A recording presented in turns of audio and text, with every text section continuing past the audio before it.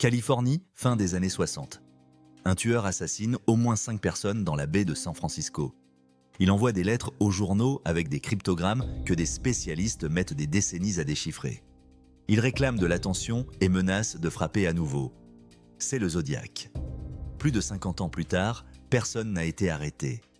Les lettres demeurent et certains codes restent non résolus. Les meurtres confirmés, la police attribue officiellement 5 victimes au Zodiac. Le tueur revendique 37 meurtres. La vérité est probablement entre les deux. Les victimes sont tuées entre décembre 1968 et octobre 1969.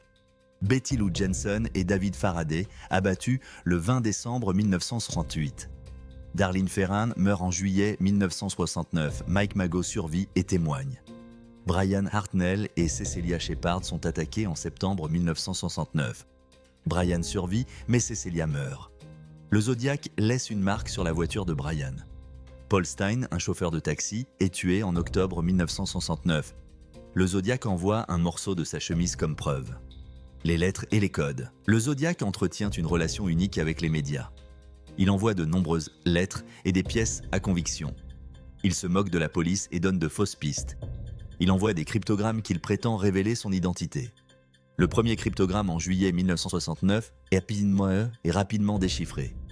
Il ne dévoile pas son identité. Un second cryptogramme, resté non résolu pendant 51 ans, est finalement déchiffré en 2020. Un troisième cryptogramme lié à Paul Stine reste non résolu. Les suspects. 3 suspects émergent. Arthur Leigh Allen est souvent considéré comme le principal suspect. Ancien instituteur, il avait une montre Zodiac et avoue son désir de tuer avant le début des meurtres. Malgré des preuves troublantes, il meurt en 1992 sans inculpation. Test ADN sur une enveloppe léchée ne correspond pas à Allen. Lawrence Kane et Ross Sullivan sont d'autres suspects, mais aucun n'a été identifié. Pourquoi n'a-t-il jamais été pris ? L'affaire Zodiac montre les limites des enquêtes non centralisées. Différentes juridictions mènent leurs enquêtes sans échange d'informations. Le Zodiac, criminel atypique, varie ses méthodes et s'adapte. Ces lettres compliquent l'enquête tout autant qu'elles l'alimentent. Après octobre 1969, les meurtres cessent, tout comme les lettres. La dernière date de 1975.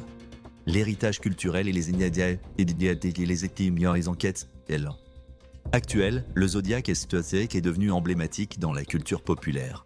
Le film de David Fincher, sorti en 2007, suit l'obsession d'un dessinateur pour l'affaire. En 2021, le FBI réouvre l'affaire annonçant de nouvelles pistes. Les technologies ADN généalogiques pourraient faire avancer le dossier. Pour l'instant, le Zodiac reste libre ou mort. Il a tué au moins 5 personnes et a joué avec la police et le public. Il a laissé des codes qui échappent à tout déchiffrement.